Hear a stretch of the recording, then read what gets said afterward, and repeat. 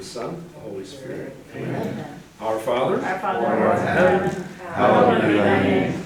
Thy kingdom come, thy will be done, on earth as it is in heaven. Give us this day our daily bread, and forgive us our trespasses, as we forgive those who trespass against us. And lead us not into temptation, but deliver us from evil. Amen. The Father, and the Son, and the Holy Spirit. Amen. All right, so today's title is It's All About the W. And I wrote it that way because of a friend of mine quoting this to his brother. We were playing golf one day, and he said, rather angrily, "It's all about the W." And we just giggled because why do you play a game? You play a game to win, in my family, in my experience. And he was accusing his brother of doing something wrong by trying to win, because he was losing. It's all about the W, you know. Well, what should we be out there for? Well, you might say, well, we're out there for fellowship, and we're out there to enjoy God's creation, and we're out there to enjoy golf, and the sport itself, and all that stuff. But ultimately, when you're playing with people, and there's a few quarters on the line, a couple bucks here and there, you know, most people play to win, right? So that's where the title comes from. But as I reflected on it, life is more about winning souls for Christ than it is winning little competitions here and there. And so that's the kind of the thrust of the talk. But I want to give you a little background to kind of share a little bit about how I think God kind of prepares us for our ultimate vocations, you know. And obviously I'm sitting here as a deacon, so you kind of figure out where my vacation, I just came from vacation, sorry, my vocation is about. When I was first in deacon formation, you know, Father Sweeney gave me the best advice I've ever gotten from a priest about this, and he said, you have two jobs. The first job you have is turn people toward Christ, and the second job is get them moving. And I've never forgotten that. I mean, I don't care who I'm talking to, I don't care what I'm doing. My first role is to orient people more and more so that they're aligned with Christ and they're paying attention to Christ.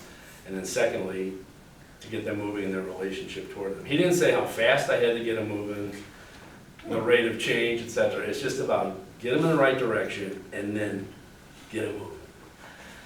So that's what essentially the talk will be about toward the end. But at the very beginning, I want to talk about how God prepares us, and it's almost humorous to think about how God prepares us for things. And I'm sure you've seen this in your own life, where at the time something was happening, you had no idea why you were doing this particular endeavor, and then you look back and saw everything with 20/20 hindsight and said, that's why I met that person, that's why I was at that place at that moment, that's why, you know. And you see God's hand in it if you choose to believe and have faith that God is in fact, you know, in charge. And he isn't controlling us per se because he gives us free will, but he is still the person who, you know, creates the tapestry. He's the one that puts the puzzle together in everybody's life, you know. And so one of the hard things for us, I think, is recognizing, is it God's action in our lives, or is it just coincidence? You know, and I love the word God incidence. You ever heard that word?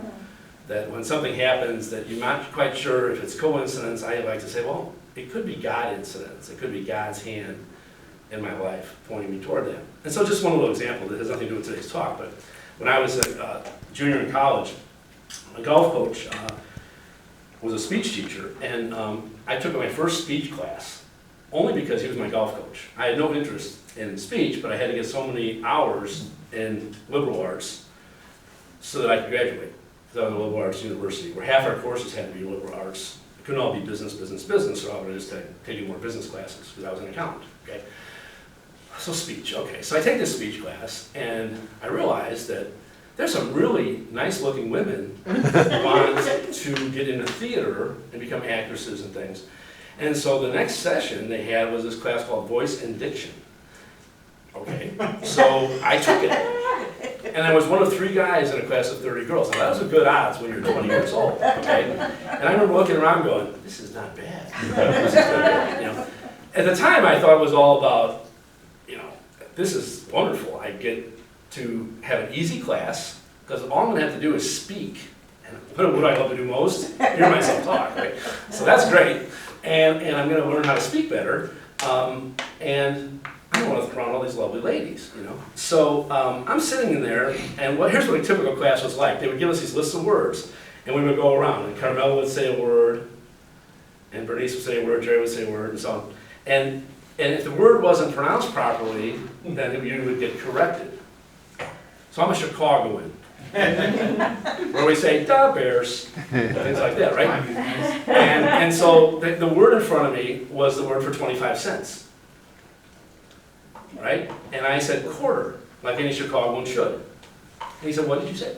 I said, "Quarter." He said, "Did you say quarter?" I said, "No, I did not, sir." I said, "Quarter" in Chicago. Things like that. And everybody giggles at each other and we laugh. And then we learn how to say the words properly. But you'd be surprised how many people, even on really good anchormen or women or commentators, say words that technically are, like you'll hear the word in Chicago, garage. One syllable, hard G's, garage, right? Well, that's the way I said it until it was garage. I'm, what? Garage. Oh, that's different.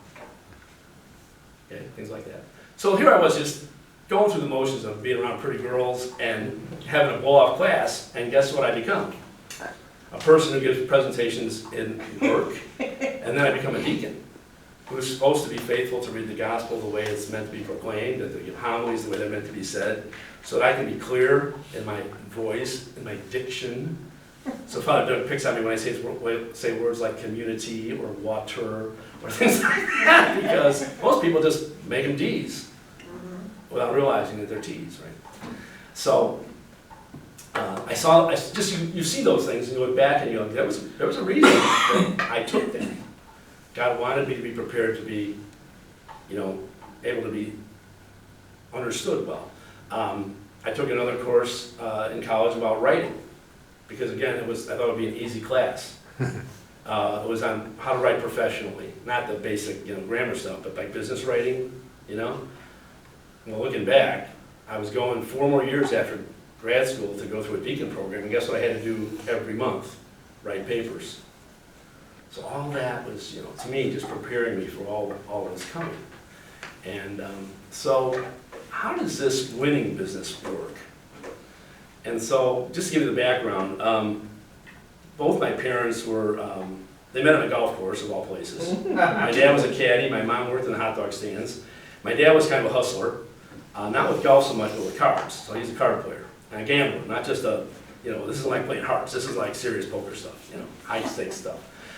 So he's got that. My mom's very competitive in everything. My sisters, brothers, and so on. So I grew up in this family of high stakes competition, from my dad being the gambler, to my mom, to an older brother who's very good at sports, to sisters, and everybody plays for keeps. This isn't like, we don't play the game for the entertainment. We play not just to win, but to win decisively, because it's part of your identity, right? Winners win and losers don't. And you don't want to be in that camp of not being a winner. And one of my favorite quotes, if you ever watch the movie 3, it's the story of Dale Earnhardt, when Dale Earnhardt tells the reporter, who is congratulating him on finishing second to Richard Petty, "You finished second to the greatest driver of all time, Richard Petty. You should be," and he said, "I was just first loser." And I heard that and went, got it. So I had a wrestling coach. He said, the only good loser is a frequent loser. Same thing. Yeah. And you accept. Yeah. So Dale Earnhardt went on, obviously, to be a ferocious competitor because he didn't want to be that first loser. So, so that was my first initiation into all of this, was my family, right at home. And that meant everything. That isn't just at the moment you're playing a game. That's everything. Everything's a little bit of a competition. And it can be anything. If any of you know, I love Michael Jordan as a basketball player, so when they did this special on Michael Jordan, and you look at what he competed in, it wasn't just about basketball, it wasn't just golf, it wasn't just, everything he was doing was his little competitions. And so before the games would start, he would be with his bodyguards waiting to come out for the basketball games, and they would pitch coins against a wall. and whoever got closest to the wall, he had to hit the wall, but whoever got closest to the wall kept to keep all the coins. So what is that? Competition. It's all about that and winning, you know. So it's just constant, whether it's card playing, what he was doing, or golfing, gambling, throwing coins, basketball, whatever. So some of us don't tick this way, but I do. I do. And if you ever meet a person that's competitive, you probably don't like them because they're like you. You don't want to run into somebody that's like you. So I had this experience a couple months ago, and I was with a person that was more competitive than me. And it's the first time I've ever met this person before. I didn't know this person existed. I just figured it was me. I didn't know anybody that was crazier than me. I saw Jordan and went, I can relate to that. But I didn't ever meet him. So this person I had right in front of me, and she's a gambler, and she's a golfer, and she's a tennis player, and she's insane. And I thought, this is great. There's someone nuttier than me about winning in competition. And it was really fun to see this person and went, okay, I'm not alone. You know, it isn't just me that has this kind of competitivitis, you know. And so as I was thinking about why, you know, why did God make me this way, it becomes rather evident. And I'm just going to read one little scripture to you, and then you'll see what I'm talking about. So, in St. Paul's letter to the Corinthians, chapter 9, and it starts in verse 24, he says, do you know that the runners in the stadium all run in the race, but only one wins the prize? Run so as to win. He didn't say, run so as to enjoy running. He didn't say, run for the good of your heart or your health. He said, run so as to win. Every athlete exercises discipline in every way. They do it to win a perishable crown, but we an imperishable one. So he's saying the athletes run for something temporary, but we should be running for something eternal. I do not run aimlessly, and I don't fight as if I were shadowboxing. In other words, this is serious. There's a purpose behind this running. I drive my body and train it for fear that after having preached to others, I myself should be disqualified. And that's where it ends. So he's saying, I would hate to have myself, who's trying to lead people to Christ, be the one who's left out. That I myself would be disqualified because I'm not listening to my own preaching. But those little phrases in there about how he says, I drive my body and train it, I do what I'm calling you to do. If I'm calling you to compete and to run to win, I've got to do it myself. And so this idea of running so as to win an imperishable crown sounds rather self-centered. You know, it's all about me and my running. So what I had to figure out over time was all this stuff wasn't all about me. It was really all about you all. But yet I have to make sure that I stay in the race, that it's just not saving others without first listening to yourself and allowing God to save us. So where I wanted to kind of begin was talking a little about my family and what God set me up for. So I grew up in a neighborhood with all boys. And I'm not exaggerating. There was one young lady our age on the whole block. 2 boys across the street, 1 boy next door, 3 boys 2 doors down, another boy down the street. So about 7 or 8 of us and my brother. So about 10 of us. And there's a couple other boys on an adjoining block. And so we played everything together. And I was the youngest by 2.5 years. Now, when you're the youngest, you lose all the time because you're the worst. When they pick teams, guess what you get picked? You're the leftover. Yeah, you're the last one. Well, after a while, this gets a little trouble. So you really begin to try to get better at things. So you're not the last one picked. Maybe I can make it to the middle of the pack. But I'm not going to get drafted before a 6'3", 200-pound center when I'm 5 foot tall. I mean, I have to be realistic. But on the other hand, I don't need the last guy picked. So I grew up in this neighborhood with all this competition, and we just didn't play sports. We played everything. So when it was raining outside, we didn't say, well, we'll all go home. It was Monopoly. It was whatever board games we were playing. We didn't have video games back then, so maybe you grew up this way too. It was Monopoly and games like Careers or, Scrabble or cards or whatever. But there was just always just this constant drum of competition. And there was a certain identity that people got that you wanted that kid on your team because he knew how to win. And this guy was a choker. Whenever the chips were down, you could count on him to fail. So just don't pick that guy. He's bad luck. He's bad. He doesn't come through. So I grew up with that stuff. So then I get to high school, and I'm in golf, and it's all about winning, and it's all about competing. And so I go through that cycle of doing that. Then I play college golf, and again it's the same thing. You're only as good as your last tournament. You're only as good as your last game. You're constantly having to reprove yourself. Tiger Woods, is great, but he's not great anymore. So they remember how he used to play, but they can't say he plays like that anymore because now there's guys that play better than him, and they are better than him right now. So it's always a challenge to kind of stay there. So then I get married, and I'm thinking, well, this won't change much because I still play golf, and that kind of slowed down. And then I got into this whole role of the church and a deacon and doing Bible studies and faith formation class and things. And I'm sitting there going, this is just another form of the same thing I've been doing the whole time, But now, it's not about winning a competition, it's about winning a soul. And it's about how God equips us to compete. So, my favorite quote, and I believe it's St. John of the Cross, but it may be another St. John, but it's the idea of when you are standing before Jesus, in your judgment, he may ask, how well have you loved me? And one of the ways to answer that question, I think, is not just to answer with how well you love Jesus, but his second command was what? To love neighbors ourselves and say, well, I loved you, but I also loved my neighbor, and I tried as best I could to win souls for you. So I didn't come empty-handed. I hope that I had a hand in someone else's spiritual life. Here. Did you know Father Joe? A very large... Campbell, the wrestler. Yes. Yes. Oh, yeah, Joe. I was coaching at St. John Newman the first 3 years that they had a basketball team. Okay. And we had a little camp. And I was looking for a way to tell the boys that they could be ultra competitive because we were killing everybody we played. And we were kind of being told by the freaks we need to tone it down a little bit. So I asked Father Joe to come and give a speech and say how you could be competitive and still be a good Christian. Right.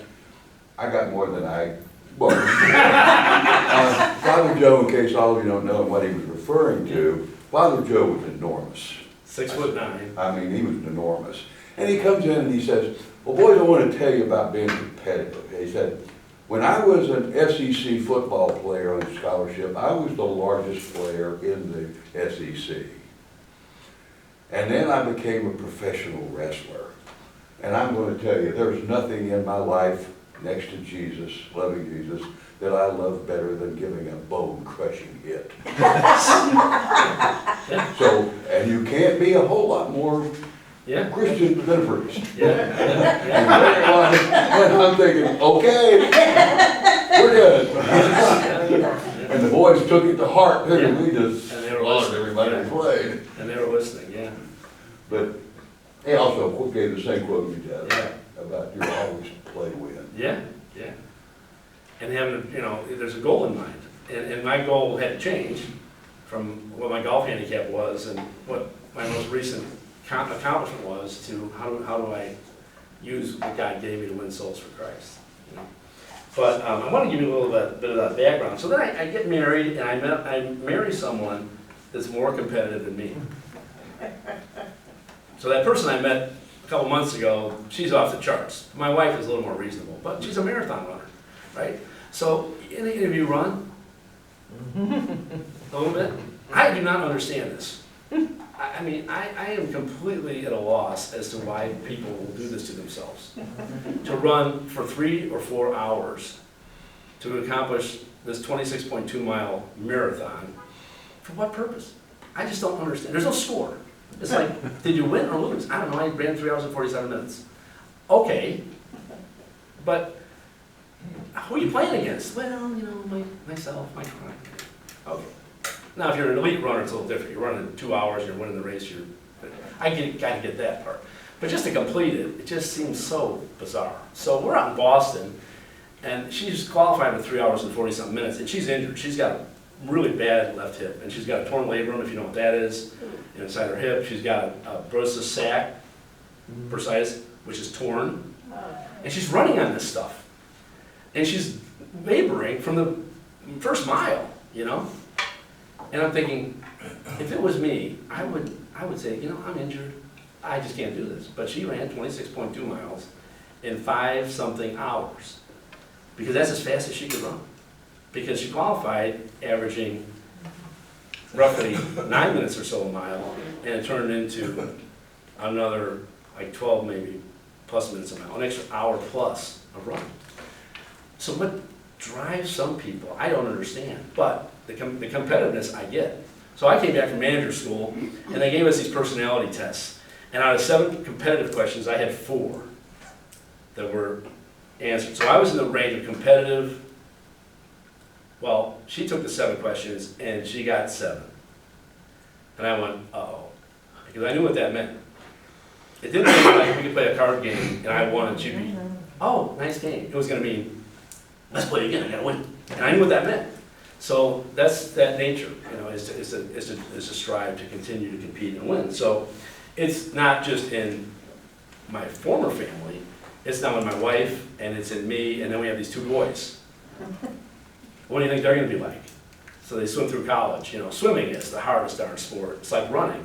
You're not going anywhere. You go back and forth and back and forth and back and forth, day in, day out, day in, day out. And there's a few competitions a year, and most of the time you're in training mode, so you're not even ready to compete. And then finally you're ready for the conference, you're ready for the state, or you're ready for some regional competition. And then you're what they call tapered, and you're ready, your muscles are all where they're supposed to be, and you can do it. And I'm like, you people are nuts. Because with golf, it's all fun to me. You know, you hit this beautiful shot in the air, and it falls to the flag, and you're all happy, and you make this putt. But just running 26.2 miles in 5-point-something hours, that is not fun. I mean, it just isn't, to me, right? But the hurt is. So I'm still trying to figure this out. I don't know how I'm ever going to get there, but it's just interesting to see the competition. So then life begins anew with children, and I'm doing the same thing I was doing with my family, which is all about competition again. So what am I teaching my kids to do at an early age? Play games, right? So how many of you play family games? Most of you? Do any of you play like with people that really like to win and really don't like to lose? Okay, so we have this sometimes in our families, and it can create a lot of heartache because for every winner, there's probably multiple losers, or at least half the people playing are losing if they're partners and things. So I was doing this, you know, and continuing to do this as my kids were growing up. But to get to the chase, I'm looking back at all this and I'm saying, what was God really preparing me for? And what I learned through all this competition and winning and losing were certain lessons that I wanted to share and why they're so important to our endeavor to win souls for Christ. So moving away from the competition side of it to our objectives, my view has always been that, you know, we want to all get to heaven, but if I get to heaven and my wife isn't there, then I will have failed. If I get to heaven and my children aren't there, then I will have failed. And my grandchildren and so on. Because I, hopefully, will have a positive influence on them so that they can become saints. So I love that line of, what's a good parent? A parent who helps his child become a saint. Most of us don't go that way. Most of us are worried about our kids' education, physical health, all the temporal things, right? Do they have enough of this? Do they have, you know, are they secure in their jobs? Are they, you know, happy in this, happy in that? But in the end, if they have all those things temporally and they go to hell, I don't know any of us would say, hey, I did a great job being a parent. I did all the things I could for them, and they ended up in hell. I mean, I'd think, wait a minute, where did I not give them the guidance that they needed to live a life that was worthy of being a saint? So that was, from early on, I realized, okay, my kids may be nutty in competition like I was, but in the end, the most important thing I can give them, and my wife can give them, is an education in the faith. You know, so send them to Sacred Heart Cathedral School, send them to Catholic High, take them to Mass, take them, you know, to confession, their altar servers, and get them engaged in their faith. So that's kind of simple, but the reason that was so critical for me is I began with my family. And then I realized, well, I'm supposed to love not just my children and my wife that way, but I should be like that with other people I encounter. And that was kind of the call to the diaconate was, you know, you can kind of keep this to yourself and your family, or maybe God has a bigger plan for you. And maybe God wants you to share your faith with others so that you can bring them closer to Christ. So what's a little unique about me compared to some other deacons and even some priests is that I have men's groups, I have classes both here at St. Thomas and doing things like this. And it really isn't at all, I mean, it may seem like it at first, it really is not at all about me trying to be fulfilled in my vocation, because that's just the wrong picture. A lot of people fulfill their vocations and take themselves very seriously. I look at it as I'm trying to fulfill my vocation by not even being noticed. And for those of you that know me, it's hard to believe, but that really is what I want to do, okay? Because what I want to do is be able to bring people to Christ, not to me.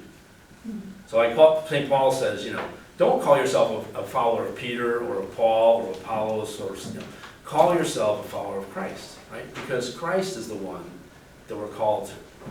And so where we got to really be careful is that we're not doing this for self-adulation, but we're doing this to bring people truly to Christ, into a relationship with Him. So kind of looking at that objective then, I said, well, how can I best accomplish that? And when I got the call to be a deacon, a lot of people were all into this, oh, it's about dirty hands ministry, it's about going into the soup kitchen and feeding people, and it's about helping the poor people and helping the people in Haiti. And I'm going, well, maybe for you, but I'm not interested in temporal stuff, to be real honest with you. I mean, I'll feed you, I guess, I'll clothe you, but that isn't what it's about for me, because that's social work to me, okay? Mother Teresa is known for her giving to the poor, administering to dying people, but she's not known for bringing them to a higher standard of living, is she? You know, she's known for what? Saving their soul, right? By being Jesus to that person. So that's what I'm trying to do, is to be Jesus to that person.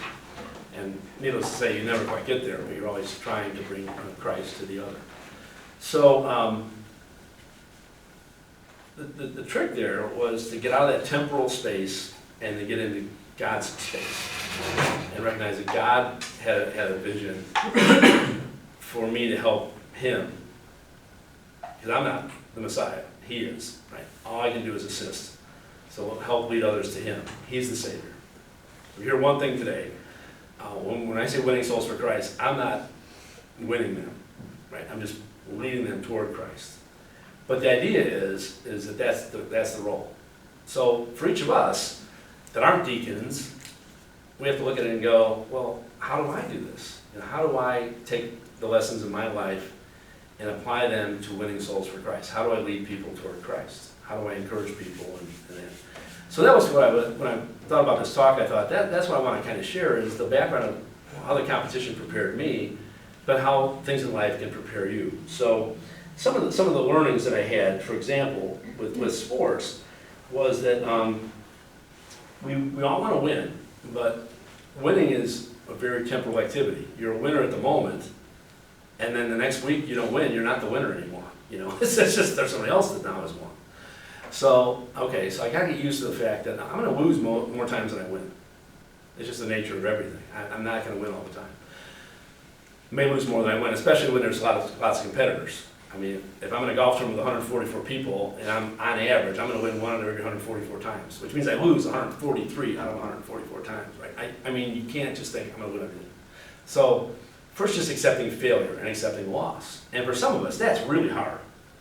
So who is really, in your mind, someone that really has a hard time failing? Well, you mentioned Jordan. Yeah, no, think about yourselves. Who like, within, do any of you like, man, I really hate to fail. I just really hate to fail. Yeah. Most of you? I know all of us at work, if we're testing, Yeah. we all are looking at A's. We don't want to get anything less than that, so Yeah. we stress out about that. Yeah, so you're trying to get the highest rating you can, right? Yeah, you're shooting some level of excellence or quality. Maybe not perfection, because it may be unattainable, but some level of excellence, right? So we're shooting for that. So to accept failure and loss can be very, very difficult. And I had to learn to do that. Well, that was important for a spiritual life because, first of all, you have to accept you are going to fail. So when I start out with Lent, and I'm going to do all these things for 40 days, it's great on that Ash Wednesday, but about 4 or 5 weeks in, I'm going, what was I thinking about? This is crazy. This is hard. Not doing this or doing that activity, whatever, So it's that sense of failure is pretty normal. That's why we go to confession regularly. Because we go in there to tell God what? I failed. I sinned. I failed to love you the way I should. I failed to love my neighbor the way I should. And so we go in there to tell God, how we've sinned against him and his word. So we had to learn to accept failure, you have to learn to accept loss. So that was important because then if I'm working on saving a soul, what I have to remember is it isn't going to happen on my timeline. And if I look at like RCA candidates that come through and I say I start with 15 people and I end up having 13 come through that year. How many of you think Deacon David's going, wow, 13 people? Or how many people you think who really know me go, he's bugged by those 2 people? You got it, that's me. I'm bugged by the 2 people that didn't come in. Because I expected all 15 to come in. So my expectation level is not to lose, but to succeed. So I want a 100% success rate. Who wants to be at work and get 2 wrong out of every 15? And it's not my choice, but we want to, because we're human nature, we want to succeed. We want to have the outcomes that we are shooting for. So the outcomes are good. We just have to be careful with how we measure it and how we react to it. So 13 people come in. I'm thinking one person didn't come in yet. And Carmel was just talking to me about one of the people who may be coming in. Kind of thinking it over. Maybe he's going to come in. And I said, well, we got to be careful not to over push and kind of almost shove them into the church or boss them in or overly, put pressure on them. But at the same time, we need to be encouraging and inviting and loving and kind. Because it's not about me, it's about them. And it's about their relationship with God. And I'm there to help, again, get them turned toward God and get them moving. But it's not on my timeline. It's on their timeline and God's timeline. So maybe next year they'll come in. Or maybe 5 years from now. And you see it all the time. I don't know if many of you realize this, but a lot of people that go through RCA aren't there for the first time. They've been there before, some of them. And they dropped out because they didn't like some teaching in the church. Maybe it was something they couldn't accept on the sacraments. Maybe it's something that they didn't like about teaching on sin. Some of them have a certain background, so we start talking about saints and angels and Mary, and they kind of freak out. Different things. So, just kind of depends, but I always have to remind myself, this is God's child, not mine. Even my own children are God's children, not mine. And it's on God's time that they are meant to either come into the church or maybe delay a bit until they're ready to come in and really be the person God called them to be. So that was one I had to realize is not to be measuring outcomes and failures and successes, but doing the right things and then trusting that God is their Savior, not me. And that in God's time, God will save them. So that was something I had to learn.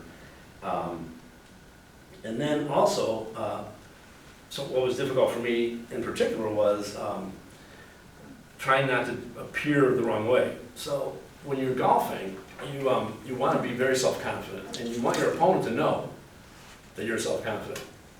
Like, you can't mess with me.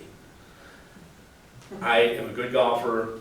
I'm going to kick your butt today, and that's what it's going to be. And you want to send that message to them that nothing's going to ruffle my feathers. So if you get a bad shot, you don't react to it. You don't get too happy when you make a putt, like it's a surprise. Oh, I did something good. I can't believe it. And when you hit a bad shot, you don't want to be too emotional about that either, because you can have a very steady kind of poker face when you tell it. So you kind of learn this projected self-confidence. Well, when is it borderline on arrogance?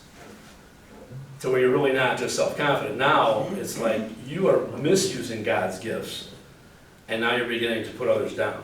And that was right where I was. I mean, I was a terrible winner. I'll be the first to admit it. And I listened to Jordan get described by Charles Barkley this way. Charles Barkley said, Michael Jordan knew he was going to win. He wanted you to know he was going to win. So that you believed he was going to win. So he was trying to convince Charles Barkley, look, I'm better than you know I'm better than you, and I will beat you. And that's where he wanted you to be. And after enough losses, you start to realize, I can't beat that dude. I mean, he's just too good. And if you come across those kind of people with a sport, maybe Father Joe can relate to this, I'm not going to knock that dude down. He's 6'9" and 300-something pounds, and I can push as much as I want, but he's big. Right? So it ain't going to happen. So one of the things I had to realize was that I had to give God his due with his gifts and recognize that it wasn't about me. But boy, that's a hard lesson to learn when your whole life is about developing yourself to win and succeed. So that was a hard one too, is how you get past your own arrogance and just be confident with God's gifts and recognize God's gifts as opposed to it's all about me. Another one of these had to do with having faith versus doubt. And this was a major one for me was, do you really believe that you are going to win? Or do you have these doubts? Like sooner or later that other shoe is going to drop. I mean, I'm playing way over my head today, and I know something bad's about to happen because I'm just not this good. And a lot of people are there. I knew this was going to happen. I knew I was lousy at this, and they just confirmed their loss in them, their own belief in themselves. So that was another thing, just to get used to the idea that yeah, you have doubts, but you really have faith in yourself. And then I take it into the spiritual world and say, well, is there going to be doubt all the time? All the time. Which leads you to a question, which then has to be answered. So people say, do I have any doubts? I say, sure. And then I go do something about it. I go research it. I go try to understand something. And by doing that, then you learn and you grow